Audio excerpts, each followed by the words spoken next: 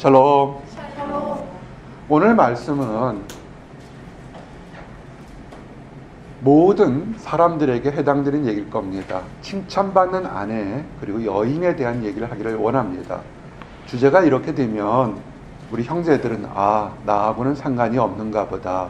오늘은 가정을 가진 어머니들과 또한 미혼인 자매들만을 위한 이야기인가 보다 라고 생각할 수 있지는 모르겠지만, 또 미리 결론적으로 얘기하면 교회가 그리스도의 신부가 되기 때문에 모든 성도들은 어머니가 되고 여인이 될 수 있습니다.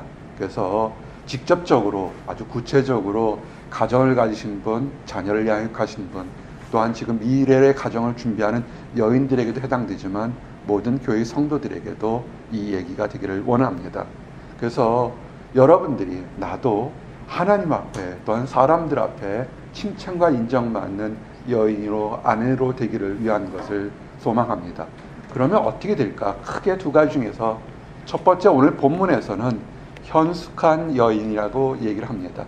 현숙한 여인이야말로 칭찬받는 여인이요 아내가 되기를 라고 얘기를 합니다. 현숙이라는 것 말 그대로 문자적으로 해석하면 뛰어난 지혜가 있는 여인 이렇게 생각됩니다. 근데 성경은 우리가 얘기하는 세상적인 지식, 나리지가 풍부한 여인을 가리킨 것이 아니라 위지덤이 풍부한 여인을 현숙한 여인이라고 합니다.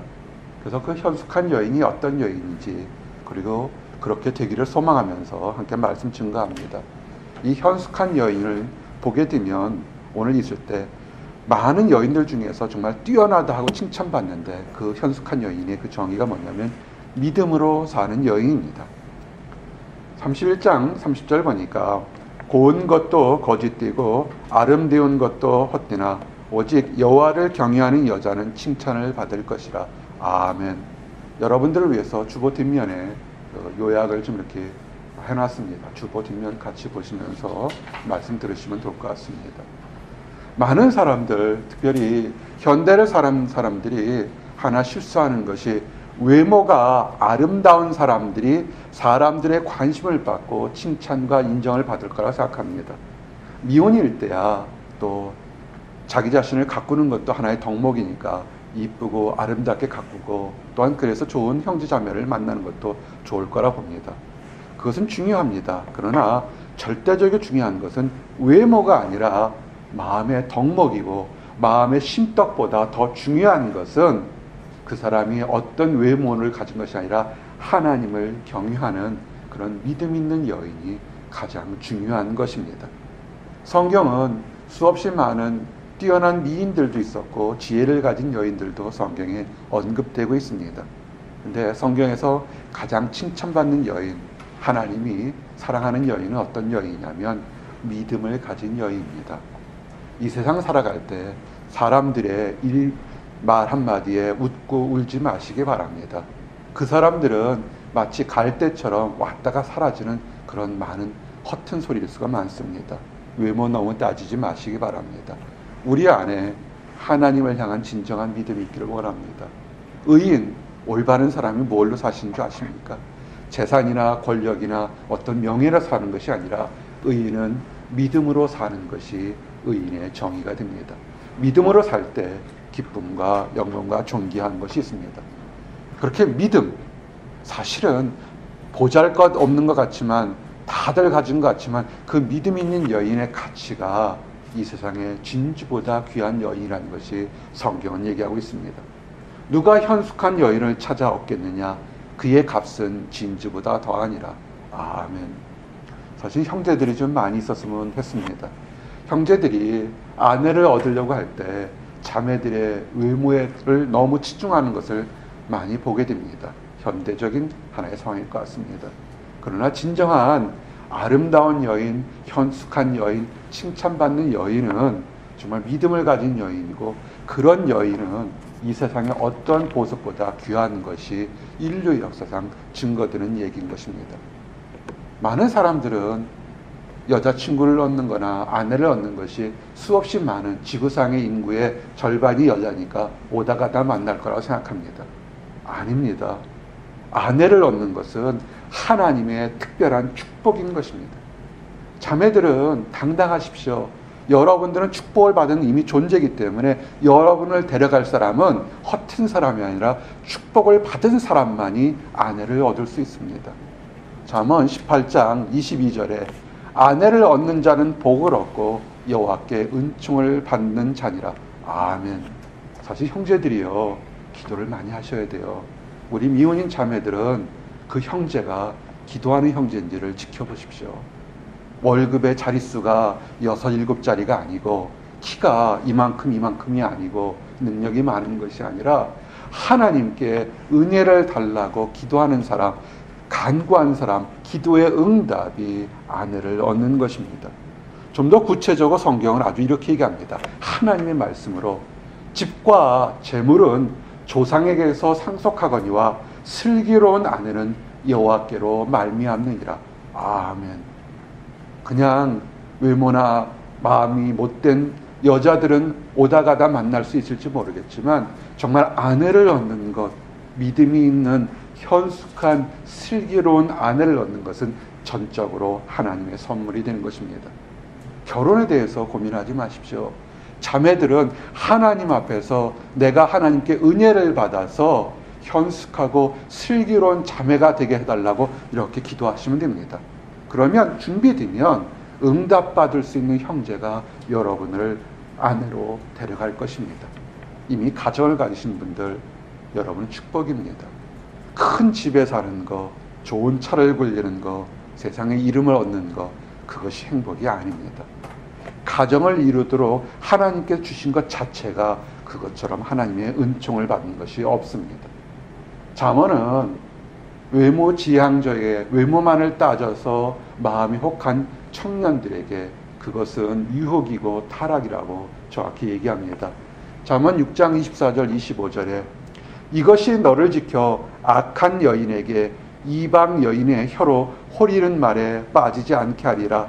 내 마음에 그의 아름다움을 탐하지 말며 그 눈꺼풀에 홀리지 말라. 아멘. 한국 사람들은 잘 모르겠어요. 한국 자매들은. 근데 미국의 자매들 보면 화장에 저의 절반을 차지하는 것이 눈 화장하는데 거의 절반을 차지하는 것 같아요.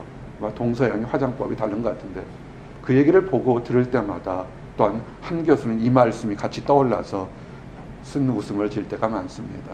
우리 형제들 있을 때 너무 그 자매의 아름다움만 보지 마시고 자매의 마음 속에 있는 그 따뜻한 마음과 하나님을 향한 온전한 마음을 바라보고 교제할 때 그때 행복이 있을 거라고 봅니다.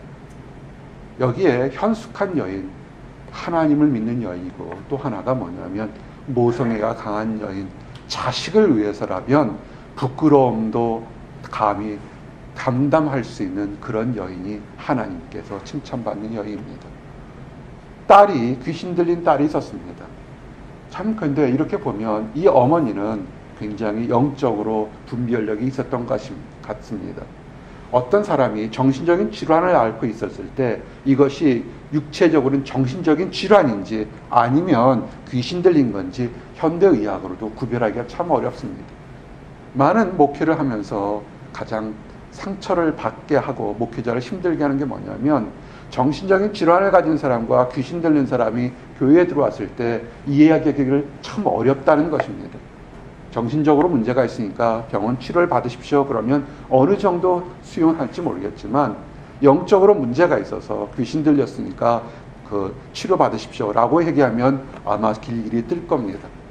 근데 이 어머니는 딸이 정신적으로 문제가 있는 것이 아니라 귀신이 들려있는 것을 정확히 봤습니다.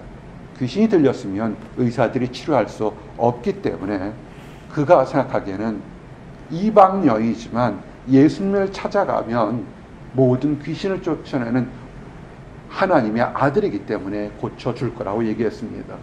마태복음 15장 25절에서 28절에 있었던 얘기입니다. 읽어드릴게요. 여자가 와서 예수께 절하며 이르되 주여 저를 도우소서. 대답하여 이르시되 자녀의 떡을 취하여 개들에게 던짐이 마땅하지 아니하니라. 여자가 이르되 주여 올소이다마는 개들도 제 주인의 상에서 떨어지는 부스러기를 먹나이다 하니 이에 예수께서 대답하여 이르시되 여자여 네 믿음이 크도다. 내 소원대로 되리라 하시니 그때로부터 그의 딸이 나으니라. 아멘. 자녀들을 위해서 눈물겨운 희생을 이 가나안 여인을 합니다. 정말 이 당시에 2000년 당시만 해도 이방 여인과 그 유대 사람들이 서로 교제하지 않는데, 그 여인이 그 당시에 남자하고도 잘 교제하지 않는데 와서 얘기합니다. 주님, 내 딸을 고쳐주십시오. 정확히 얘기합니다. 내 딸이 귀신 들렸습니다. 사랑의 예수님께서 귀신 들린 사람, 병자들, 하다못해 죽은 자도 살리는데 그날만큼은 아주 못이게 얘기합니다. 자녀의 떡을 취해서 개들에게 주는 거 원치 않는다. 나는 이 땅에 이스라엘 백성들에게 복음을 전하고 사랑을 전하게 온 것이지 이방 사람에게 주러 온 것이 아니다라고 아주 혹독하게 얘기합니다. 여러분, 이 히브리다 백성들, 그 당시 팔레스타인 사람들이 가장 듣기 싫어하는 욕이 하나가 뭐냐면 강아지였던 것입니다. 생각해 보십시오. 절박한 마음에, 정말 안타까운 마음에 찾아가서 내 딸 고쳐달라고 그러는데 너는 강아지다라는 소리를 들으면 그 마음이 어떻겠습니까? 결혼하신 분들, 또는 앞으로 미혼인 여러분들이 여러분의 자녀가 아팠을 때 여러분의 체면이 중요합니까? 아니면 여러분의 자식이 중요합니까? 자녀를 위해서 희생하는 것이, 그것이 큰 덕목 중에 하나가 될 수 있는 것입니다. 현대가 점점 바빠지면서 내 인생은 내 거고 자녀 인생은 자녀 거로 생각합니다. 이 어머니는 수많은 사람들이 지금 예수님께서 어떻게 하실까 그럴 때 공개적으로 망신을 당했습니다. 그럴 때 어머니는 그 망신을 부끄러워하지 않았습니다. 어머니의 생각은 단 한 가지입니다. 내 딸, 고통받고 있는 내 딸이 어떻게든지 치유받기를 원해서 얘기합니다. 그리고 지혜롭게 얘기합니다. 분내지 않습니다. 들이받지 않습니다. 맞습니다. 예수님께서 이 땅에 온 게 유대인들, 히브리들을 온 거지만, 그러나 개도 주인의 상에서 떨어진 부스러기를 먹을 수 있는 은혜와 축복이 있습니다. 주님께서 오신 것이 당연하지만 그 은혜의 부스러기라도 먹으면 내 딸이 날 것 같습니다 얘기합니다. 예수님이 그때서야 온화한 미소로 이렇게 했을 거예요. 여자야, 네 믿음이 크도다. 네 딸이 나았도다. 그 시로 낳았습니다. 저는 이 말을 들을 때마다 정말 현숙한 여인, 우리가 도전받을 게 뭐냐면, 우리가 하나님의 자녀라고 하면서 과연 우리 안에 있는 문제들, 어려움을 위해서 얼마나 이 이방 여인처럼 하나님 앞에 달려와서 울고 불고 하는지 도전이 됩니다. 이는 예수님께서 나는 히브리 백성이요, 나는 받은 백성이요, 나는 알아서 하나님이 죽을 것이라는 교만한 사람들을 위해서 특별히 하셨던 말씀입니다. 우리가 살면서 수없이 많은 환경적인 문제, 내면의 문제, 또한 우리 심령적인 문제가 있습니다. 왜 혼자 해결하려고 아둥바둥합니까? 아닙니다. 달려오십시오. 그 체면이 뭐가 그렇게 대단하다고요? 유명한 사람들, 대단한 곳에만 가서 우리가 치유될 거라고 생각하십니까? 아닙니다. 때로는 모질게, 때로는 부끄러움을 당하더라도 하나님 고쳐주십시오. 내 문제를 고쳐주십시오라고 달려가는 이 가나안 여인의, 이방 여인의 믿음이, 예수님은 그렇게 말씀하실 겁니다. 네 믿음이 크도다. 아멘. 이런 축복이 여러분들에게 있기를 원합니다. 또한 네 번째로는 우리에게 어떤 여인이 현숙한 여인이냐면 치유에 대한 확신이 있는 여인이어야 되는 것입니다. 우리 안의 문제, 이 가나안 여인과 똑같은 약간 상황은 다르지만 문제가 있을 때, 지긋지긋하게 끌고 다니는 문제가 있을 때 그 문제를 하나님만이 해결할 거라는 문제로 들고 나오시기를 원합니다. 12회를 혈루증을 앓았습니다. 혈루증이라는 것이 상처가 나면 피가 멈추지 않는 겁니다. 아주 작은 상처에도 고름이 나고 진물이 날 겁니다. 혈루증을 앓는 여인이기 때문에 아마 결혼 생활도 자녀도 출산할 수가 없었을 것입니다. 하루도 이틀도 아니고 12회를 수많은 사람들에게, 수많은 의사들에게 정말 많은 시도를 했지만 그 병은 낫지 않습니다. 재산을 탕진하고 이제는 그 당시 율법에서 피가 멈추지 않는 병은 그는 더러운 병이라서 사람과의 관계도 멀어질 수밖에 없습니다. 그는 모든 것을 다 잃었습니다. 고질적인 문제입니다. 해결될 수 없는 문제들입니다. 재산을 잃었고 사람과의 친구 관계를 물었고 해결되지 않은 내면의 문제가 있습니다. 마치 이것은 혹시라도 여러분의 가정에 또는 주변에 다른 사람들은 멀쩡해 보이지만 아주 오랫동안 끌고 있는 아주 멈추지 않는 분쟁과 다툼과 아픔의 문제들을 가진 그런 가정들, 그런 여인들이 있습니다. 어떻게 하겠습니까? 세상적으로는 고쳐지지 않습니다. 따라하십시오. 예수님께 나오자. 예수님께 나오십시오. 예수님은 의사가 아닙니다. 이 여인은 부정한 여인이기 때문에 예수님 앞에 갈 수가 없습니다. 그러나 그가 하나 간절히 있는 것은 예수님만이 내 병을 고칠 거다. 그래서 앞에서가 아니라 조용히 뒤에 수없이 많은 사람들을 밀고 당길 때 평상시엔 사람 곁에도 가지 않는 여인이 용기를 내서 예수님의 뒷좌석의 옷장을 조용히 잡습니다. 옷만이라도 잡으면 내 병이 고칠 거다. 그 겉옷만 만져도 내 병이 고칠 거다 그랬습니다. 네, 예수님이 그 수없이 많은 사람들을 밀고 당길 때도 한 여인이 자기에게 은혜를 받게 옷을 당긴 것을 압니다. 마태복음 9장 22절에 예수께서 돌이켜 그를 보시며 이르시되 딸아 안심하라 내 믿음이 너를 구원하였다 하시니 여자가 그 즉시 구원을 받느니라. 아멘. 사랑하는 성도 여러분, 전 이 말씀이 위로가 됩니다. 수없이 많은 사람이 밀고 당겨서 수없이 많은 사람이 그 옷자락을 잡았지만 아무도 역사가 일어나지 않았습니다. 근데 한 여인이 옷을 살며시 잡았을 때 예수님께서 바로 돌이키면서 바로 그 여인을 보면서 딸아 내 믿음이 너를 구원하였다 말씀합니다. 여러분, 하나님은, 우리의 주님 예수님은 여러분의 문제를 지금 아시고 계십니다. 세상으로 가지 마십시오. 예수님께 다가와서 예수님께서 언젠간 예수님의 때에 예수님의 방법으로 고쳐줄 거라고 생각할 때 그런 여인이 수없이 많은 여인들보다 칭찬받는 것입니다. 보십시오. 예수님 당시에 수많은 여인들이, 수많은 아낙네가, 어머니들이 예수님 앞에 은혜를 받으러 왔습니다. 그럴 때 부정하고 더럽고 조롱받던 여인이 바로 그 여인이, 예수님은 그 여인의 믿음을 칭찬하는 것입니다. 이런 여인이 칭찬과 인정받는 여인입니다. 그리고 다섯 번째로, 혹시라도 세상에 죄를 져서 마음속에 어려움과 환경적인 어려움을 가진 사람들이 있습니까? 그 여인, 그런 사람이 주변에 있다면 예수님께로 오기를 원합니다. 누가복음 7장 36절부터 38절에 보니까 한 바리새인이 예수께 자기와 함께 잡수기를 청하니 이에 바리새인의 집에 들어가 앉으셨을 때 그 동네에 죄를 지은 한 여자가 있어 예수께서 바리새인의 집에 앉아 계심을 알고 향유 담은 옥합을 가지고 와서 예수의 뒤로 그 발 곁에 서서 울며 눈물로 그 발을 적시고 자기 머리털을 닦고 그 발에 입 맞추고 향유를 부으니. 아멘. 한 바리새인이 자기의 의로움을 자랑하기 위해서 예수님을 초대합니다. 식사를 초대합니다. 예수님께서는 누가 초대하면 절대로 거절한 적이 없습니다. 그 집에 갑니다. 그러나 그 집의 전통은 뭐냐면 손님이 오게 되면 그 길에 있는 것을 발을 닦아주고, 주인이 발을 닦아주거나 아니면 하인이 그 발에, 그 들어온 손님들의 발을 닦아주고 마실 것을 대접하는 것이 그 당시의 전통이요 관습이었습니다.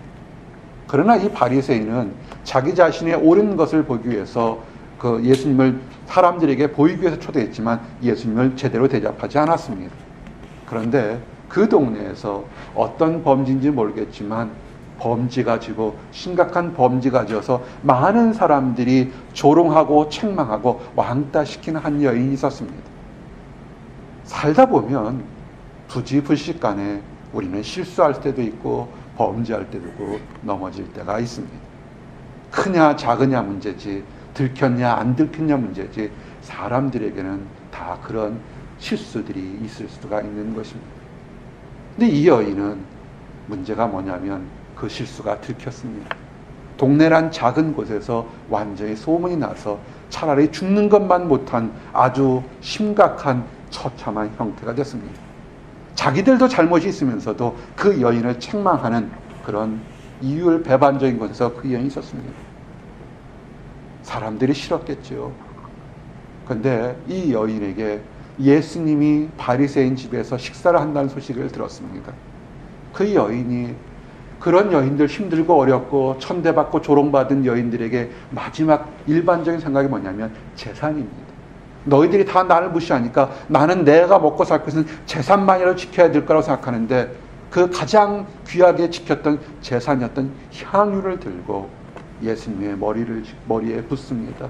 울면서 눈물로 그 발을 씻습니다. 그 발에 그 먼지가 묻은 발에 입을 맞추고 향유를 붓습니다. 예수님만이, 다른 사람들은 다 무시하고 조롱한다 할지라도 예수님만이 나를 용서하실 것이고 예수님만이 나를 사람으로 인정할 거다는 그 믿음 하나 들고 왔을 때 예수님께서 이렇게 얘기합니다.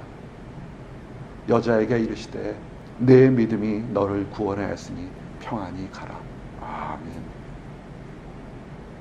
수많은 여인들 중에서 예수님께서 믿음으로 구원받았다, 평안을 선포하고 축복받은 여인은 그렇게 많지 않습니다. 그 당시엔 다 천사들만 살았을까요? 아닐 겁니다. 그 당시에도 범죄하고 다 들키지 않았을 뿐이지 타락한 부분들이 있었을 겁니다. 죄를 졌으면, 문제가 있었으면 하나님 앞에 나오십시오.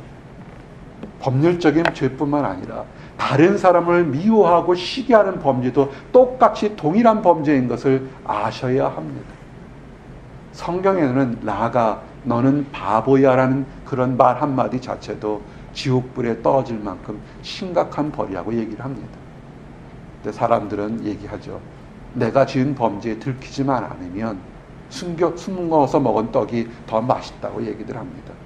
그러나 이 여인은 들켰든 간에 어쨌든 간에 자기 자신의 그 죄악을 그대로 하나님 앞에 들고 울면서 용서를 구할 때 하나님이 축복을 하셨습니다.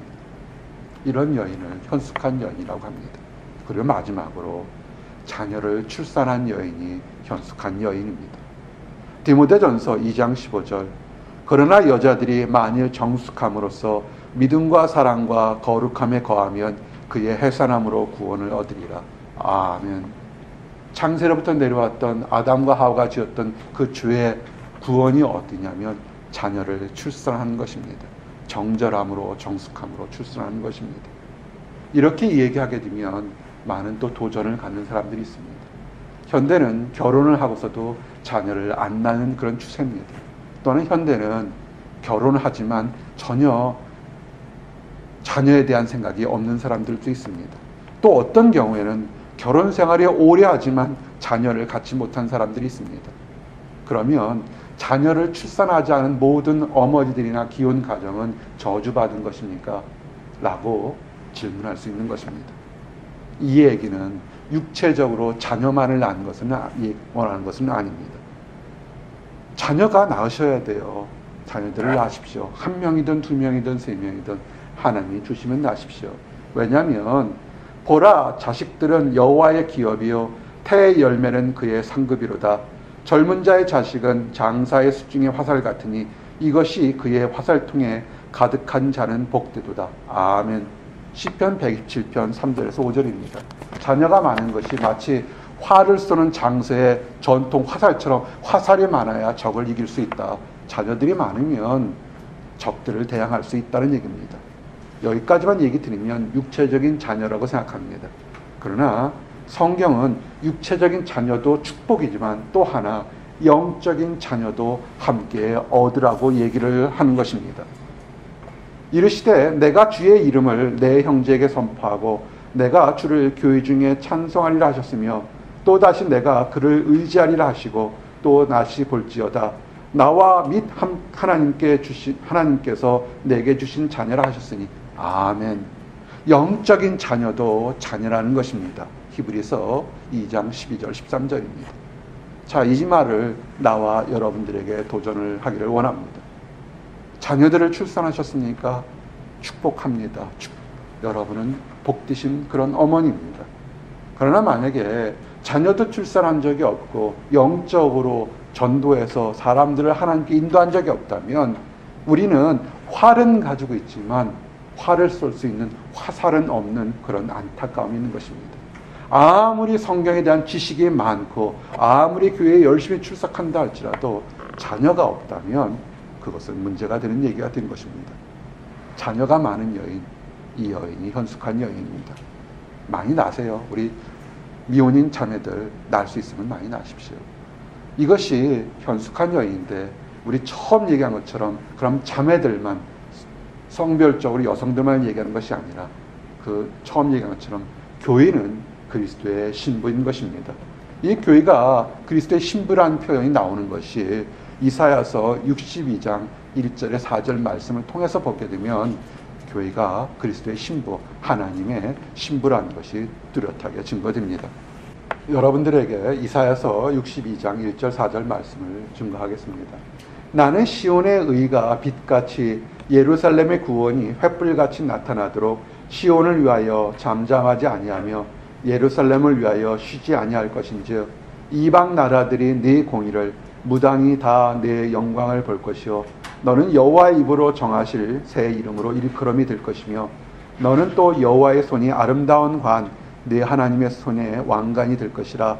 다시는 너를 버림받은 자라 부르지 아니하며 다시는 내 땅을 황무지로 부르지 아니하고 오직 너를 헵시바라 하며 내 땅을 빌라라 하리니 이는 여호와께서 너를 기뻐할 것이며 내 땅이 결혼한 것처럼 될 것임이라. 아멘. 이제 이 말씀을 통해서 생물학적으로 어머니가 되시는 분들 그리고 교회가 하나님의 신부가 됨을 좀 증거하면서 축복이 뭔지를 이야기하기를 원합니다. 단어가 두 가지 낯선 단어가 나와서 먼저 설명하고 좀 증거하기를 원합니다. 뷰라라는 것은 이사야서 나온 것처럼 포로에서 돌아온 이스라엘 백성들을 상징합니다. 근데 이것은 뭐냐면 버림받지 않은 여인, 이제는 버림받지 않은 하나님과 결혼한 여인을 뷰라라고 하는 것입니다. 헵시바라는 이름이 나옵니다. 헵시바 찬양팀 헵시바라는 이름을 많이 씁니다. 헵시바는 이사야 당시 있을 때 히스기 왕, 믿음이 좋은 히스기야 왕의 아내 이름이 헵시바입니다. 그래서 자매들 이름 중에 헵시바가 있습니다. 사실은 그러나 이것은 그렇게 사람의 이름도 있지만 더 궁극적으로는 영적인 예루살렘, 영적 예루살렘 이스라엘의 이름이 되게 된 것입니다. 이 말씀을 통해서 우리가 교회가 그리스도의 신부인 것을 좀 자세히 좀 보기를 원합니다. 1절에 보니까 나는 시온의 의가 빛같이 예루살렘의 구원이 횃불같이 나타나도록 시온을 위하여 잠잠하지 아니하며 예루살렘을 위하여 쉬지 아니할 것인즉 됐습니다. 여기서 나는 여호와의 종인 메시아를 얘기합니다. 하나님의 종 메시아 예수님께서는 그 공의가 빛같이 예루살렘의 구원이 횃불같이 나타나도록 결코 쉬지 않겠다는 것입니다. 여러분들 이 교회 안에서 하나님의 사랑이 공의가 넘치기 위해서 예수님께서 쉬는 줄 아십니까? 하나님은 쉬지 않습니다. 계속해서 쉬지 않고 있기 때문에 공의와 구원의 역사가 하나님의 역사가 계속 나올 것입니다. 이방 나라들이 2절에 보니 내 공의를 무당이 다 내 영광을 볼 것이요 너는 여호와의 입으로 정하실 새 이름으로 일컬음이 될 것이며 아멘. 보스턴에 오셔서 이제 졸업을 하시고 새로운 학기를 맞게 하고 또 새로운 사업을 준비하는 여러분들 아마 많이 당황하셨을 겁니다. 한국에서 다른 곳에는 나름대로 자부심을 가지고 내가 좀 뛰어나고 칭찬받는다 하는데 이곳에서 너무나 뛰어난 열방 백성들이 많아서 움츠려들 때가 많았을 것입니다. 이스라엘 백성들이 그랬습니다. 그들이 선민이라고 자랑하고 교만했는데 그들이 포로의 생활을 했습니다. 그런데 이제는 뭐냐면 그들이 이제는 그 포로에 들고서 움츠려들고 답답한 것에서 이제는 새로운 힘으로 새 영광이 이스라엘에게 임한다는 것입니다. 새로운 이름을 얻게 된다는 것입니다. 야곱 간사한 사람이 이스라엘 믿음의 아버지가 되는 것처럼 믿음의 조상이 되는 것처럼 이스라엘 영적인 승리하는 사람인 것처럼 여러분들이 하나님 안에서 실패하고 낙심한 것이 아니라 새로운 이름으로 칭찬과 존귀함을 받게 된다는 것입니다. 새롭게 될 것입니다. 여러분, 하나님을 믿는 믿음의 여인들은 지금 내가 세상적으로 멸시와 천대를 받고 조롱받는다 할지라도 하나님이 여러분에게 새로운 이름, 위대한 어머니, 현숙한 여인, 현숙한 아내로서 여러분들을 칭찬할 것입니다. 너는 또 여호와의 손, 아름다운 관, 네 하나님의 손의 왕관이 될 것이라. 아멘. 교회가 그런 것입니다. 사람들이 보기에는 보잘것없고 천대받는다 할지라도 교회는 하나님 안에서는 안전하고 보배로운 존재고 하나님이 주시는 왕관 같은 존재인 것입니다. 교회라는 것은 세상의 남편에게 버림받은 존재가 아닙니다. 믿음의 여인은 세상의 남편에게서 버림받은 존재가 아니라 하나님 안으로부터 인정과 칭찬받는 것입니다. 그래서 그 4절이 나온 것처럼 다시는 너를 버림받은 자라. 살면서 사람들에게, 부모에게, 남편에게, 자식들에게 버림받을 수 있습니다. 거기 낙심하지 마십시오. 사람들은 우리를 버릴전정 영원히 변하지 않고 사랑하는 우리의 주님, 우리의 신랑인 예수님이 우리에게 있다는 것을 믿으시기 바랍니다. 내 땅, 나의 삶이 황무지라 부르지 않겠다는 것입니다. 합시가 하나님의 아내가 된다는 것입니다. 하나님과 결혼한 언약 관계라는 것입니다. 예수님 이 당시에 히스기야 왕의 부인이었던 왕비가 헵시바였습니다. 그러나 그 낳은 아들 므낫세는 하나님을 알지 못하는 아주 악한 왕이었습니다. 그래서 이것을 상징하는 건 뭐냐면 이것이 이사야 당시의 예언, 그 당시에 어떤 역대 왕의 기록이 아니라 이 얘기는 뭐냐면 영적인 왕비가 돼서 우리가 그리스도의 신부가 돼서 영원한 하나님의 신부가 된다는 얘기는 것입니다. 여러분, 깨어서 기다리십시오. 신랑을 기다리는 신부가 신랑이 늦게 온다고 졸고 있다 할지라도 등에 기름이 있다면 신랑이 늦게 오더라도 우리는 등불을 끼워서 그 신랑 오는 것을 보게 되고 기쁨을 맛보게 될 것입니다. 우리가 지금 우리의 주님 예수님께서 언제 오실지 몰라서 세상 속에서 취해서 졸 수도 있습니다. 그러나 우리 안에 믿음의 등불을 가지고 있다면 우리 신랑이 언제 온다 할지라도 우리는 그 예수 신랑과 함께 기쁨을 다시 맛볼 수 있는 것입니다. 이제 말씀을 정리합니다. 어버이 주일이고 특별히 미국에서는 어머니 마더스 데이로 이렇게 기념하고 있습니다. 모든 어머니들 축하하고 축복합니다. 그들이 자녀들을 위해서 그들이 해산하는 과정의 고통의 모든 과정을 다 이겨내고 어머니가 된 거 축하합니다. 미혼인 자매들, 여러분들 축복받은 존재입니다. 하나님께서 여러분을 축복해서 아름다운 가정을 만들 겁니다. 그러나 우리가 아무리 좋은 육체적인 신랑을 만난다 할지라도 그 땅의 삶은 한시적인 삶일 것입니다. 영원한 삶, 천국에서 변하지 않는 우리 신랑 되신 예수님이 있다는 것을 보고 기뻐하시고 준비하시길 원합니다. 또한 하나님을 알지 못하는 사람, 낙심한 사람들에게도 이 땅의 삶이 전부가 아니라 영원한 신랑 되시는 예수님이 있다는 것을 알려주고 그들도 기쁨 속에서 즐거워하기를 원합니다. 기도하시겠습니다. 하나님 감사합니다. 복된 어버이 주일을 맞이해서 특별히 마더스 데이를 맞이해서 귀한 자매들, 어머니들을 불러주시면 인하여 감사합니다. 우리 어머니들이 그들의 가정에서 자녀들을 양육하며 남편과 생활하며 미래의 꿈을 가지고 생활한 그 모든 희생과 사랑을 감사합니다. 아버지, 특별히 더욱더 현숙한 여인이 되어서 하나님 안에서 아버지 믿음이 있는 귀한 여인이 되기를 원합니다. 그래서 이 땅에서도 칭찬과 인정받고 하늘에서 칭찬받는 귀한 어머니들이 될 수 있도록 허락해 주시옵소서. 또한 교회가 그리스도의 신부라고 말씀하신 것처럼 우리가 섬기는 모든 교회, 우리가 속한 교회가 이 땅에서 정결함과 거룩함을 지켜 영원한 신랑 되신 예수님으로부터 칭찬과 인정받도록 허락해 주시옵소서. 감사합니다. 예수 그리스도를 받들어 기도했습니다. 아멘.